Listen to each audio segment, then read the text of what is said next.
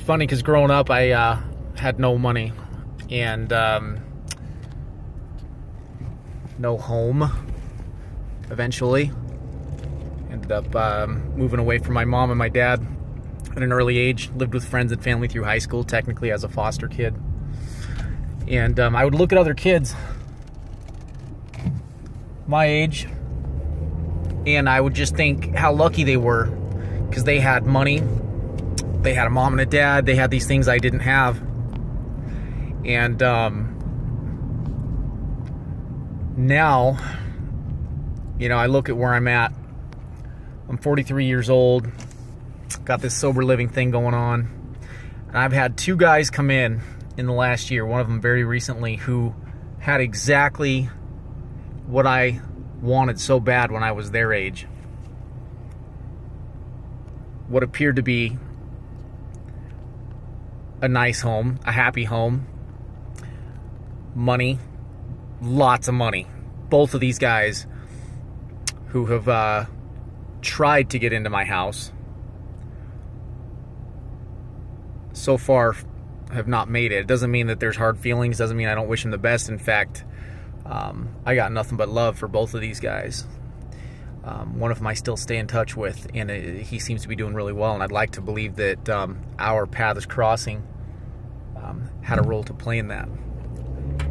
And anyways, besides that, you know, both are struggling big time with addiction and life, homelessness. You know, one of them's living in the back of his dad's yard right now, shooting up coke.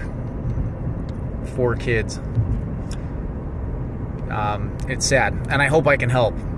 It's up to him, but you know, if he really wants to turn his life around, it's never too late, and we can help. We'll do everything we can, but it's up to him. So what's the point of all this? What I'm going at, where I'm going? I just thought about it, so I hope I can articulate some points that wrap this up and get a message across that you can walk away with. First one,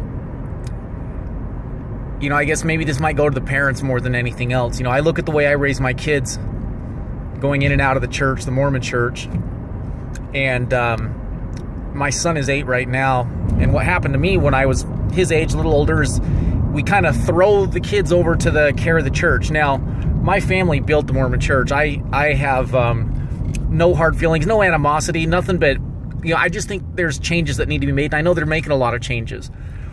But I can tell you this, at this stage in my life, and I don't know who has all the right answers, you know, like, are all the right answers in church, or all the right answers in recovery? Like, I think the 12-step process has more answers than anything currently out there. That's why it's just such a widely used program and process, and has such great results for, you know, helping people find the solution to their problems, which is a spiritual solution to a spiritual problem. I think they're great. You know, I have felt the spirit, if you will, at church, at the Mormon church. I've enjoyed a great culture and a lot of very positive things. I also think the church is very limited. And going back to my son being 8 years old, that's the time in the Mormon church where you get baptized. And, you know, I didn't know exactly what I was going to do about him getting baptized, because typically the father will do it. And that puts pressure on the dad to, you know, get his collective Mormon crap together and be able, worthy to baptize your own child. And, you know, that's not going to happen with me. It's not that I'm not worthy. I'm probably more worthy than most Mormon guys that are baptizing their kids right now. I mean, because, you know, I don't have any secrets. I'm able to, you know, share my deepest, darkest, no stone unturned secrets with, you know, another person and God, and then, you know, correct my wrongs as quickly as possible. Doesn't mean I handle everything perfectly, but my conscience is clear. Whereas there's a lot of Mormons that are walking around with this deep shame, and, you know, it's just no way to live. It's a very low vibration, and it you know, unfortunately, they go into situations where they have to lie to, you know, perform these rituals like baptizing your own kid, or God forbid, heaven forbid, you know, everyone in their social circle will see that they failed somewhere and they aren't able to participate in certain activities. It's just this crazy, you know, dynamic that really breeds untruth. And like, you know, in the 12-step program, I know I'm getting off track a little bit, but in the 12-step program, you're rewarded for honesty. In the Mormon culture, you can be punished. You can lose your business. You know, like if you make a mistake and you're honest about it, it's going to kind of be publicly known, and the consequences are not necessarily positive. So, you know, I'm not doing any of that. And although I'm not opposed to my son getting baptized, I just, you know, I'm not going to do it. Somebody, a family member can do it. A member of the clergy can do it. I don't care. They can do the ritual. But I'm sure as hell not going to send my son behind closed doors away from me and have somebody else teach him about what spirituality is and what is right and what's wrong. And, you know, I do that. And although I don't think I'd let him do an interview of any sort, I'm sure as heck not going to have him go behind some closed door with somebody else besides me. So that's one thing. I have a relationship with my son. That's a very roundabout way of me saying with my son. We live in a humble little, you know, little apartment. I've had a nice house, but that's not what we have right now. I don't have a ton of toys. I got a car. And I've got a job, and we've got the basics, you know? I'm about to go buy him some clothes right now, some school clothes. We have food. We have the basics. We don't have the things I thought were so important growing up. But you know what my son has? He has me. And when issues come up that, you know, the birds and the bees and spirituality and the questions that he's asking, I am so confident in my ability to deliver those answers to him, and that's what I give him. And that's something that a big house and a, you know, status in your church can't give somebody. I hope that translates into good choices by my son, but I only have control over what I can do with him. My daughter is an outstanding little human. 13, she'll be 14 next month.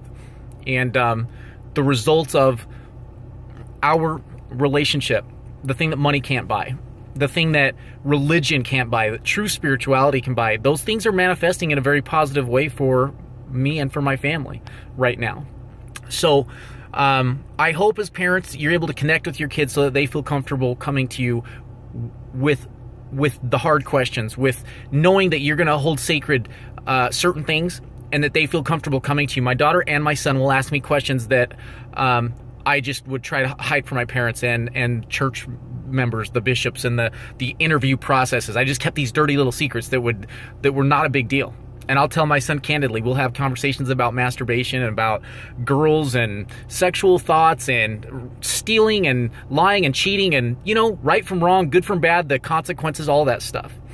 So I think a lot of these guys miss that, you know, with the parents. It's the guys that I see trying to come into my house, they're trying to go through the motions rather than genuinely trust that they can have a relationship with their child and with their creator that is genuine and honest, and the church is kind of unable to get into those deep layers sometimes. The other thing is, on the other side of it, those of us who may not have everything, who don't have the money or the mother and the father, and we're the foster kid, and, you know, you're like me where, you know, you've had to read everything out of a book or learn everything on your own because you wanted a better life.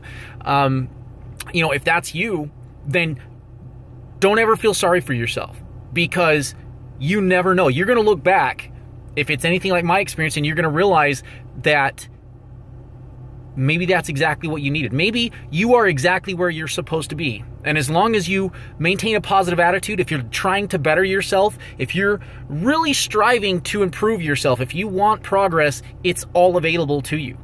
There's just no bit of information nowadays that you don't have available to you. So in your day, if you choose to be negative and feel sorry for yourself and make excuses and, you know, I'm just big boned, or I'm just low energy, and blah, blah, blah, make excuses, like, you know, you don't have to have like this pure discipline that makes you sick to your stomach every day. I sure as heck don't.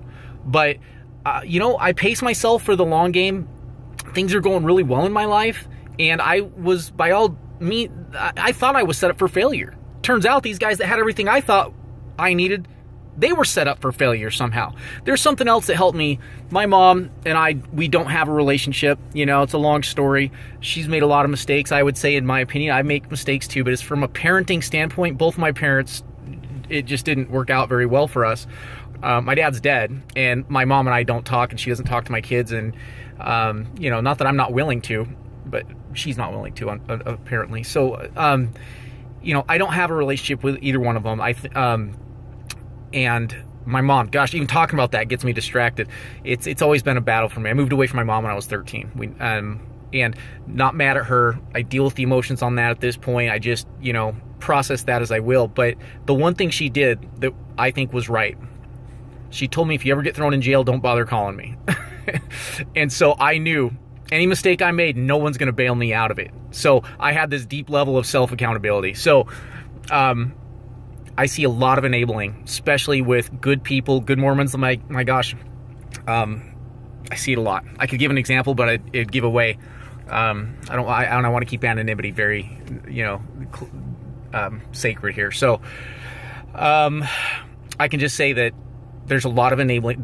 People who are using drinking, drugging, narcissistic cluster B types are very manipulative, and they know how to manipulate people. They know how to pull your heartstrings. And, you know, I'm thankful that my mom said, dude, you're going to reap what you sow, and you will either enjoy or suffer through the consequences of your choices. And I say the same thing to my kids, you know. So yeah, I wish I could outline the bullet points of what I just went through, because I think it kind of is all very important. You know, I guess first one, parents, with your children, develop a relationship that is between you and your children, and don't just turn them over to your church or the state or anyone else. Your children need you, and hopefully you are good with you. If you have a good relationship with God, if your conscience is clear, if you're a good person doing the next right thing, you have the ability to be a good parent to your kids. You have the ability to be everything to your kids, and that's exactly what you should be. Don't expect someone else to do that. So that's the first one. Second one, gosh, what was the second one that I did? Oh, you'll have to rewind it to see it if I miss it. Second one, don't feel sorry for yourself. If you're the kid, don't feel sorry for yourself. Money and what appears to be the perfect family apparently is not the guaranteed recipe for success in your life. Can be, but it's not. So no matter where you start, you have a chance. You have a choice. That is what I believe. You have a choice. At some point in life, life will give you the opportunity to overcome the obstacles. I don't think there's anything we've been given that we can't get through, even if it's just a state of mind. And there's all types of books and stories about that. You can get inspired. You can find out how others have done it. You know, you can, whatever source of inspiration you need, or content, you can overcome your obstacles. Like, so I thoroughly believe that. I've done it. Then the third one, gosh, what was the third one? Those were the first two. I think there was one more bullet point that I could say I delivered on this thing. I try not to just ramble and actually have real content. Be there for your kids. Don't feel sorry for yourself. Third one, oh, geez, you're gonna have to rewind it. I know there's one more point in there that I got across. Accountability. Accountability. No matter what, you can't blame anyone else. You will suffer or enjoy the consequences of your actions. It's that simple. Period. We all have to play by the same rules, regardless of our beginning. All right? And if you're parents, don't enable. So, both sides of that. If you're the parent, don't enable. You need to drug test your kid, drug test your kid. If you need to send them to a sober living instead of staying at your house, living off you for free and doing all, you know, drinking and drugging, send them to a sober house. We'll straighten them up. We'll make it very clear what's acceptable behavior and what isn't. And then on the other side of that, if you're the kid, you know, you're going to reap the consequences of your actions, good or bad, too, no matter what.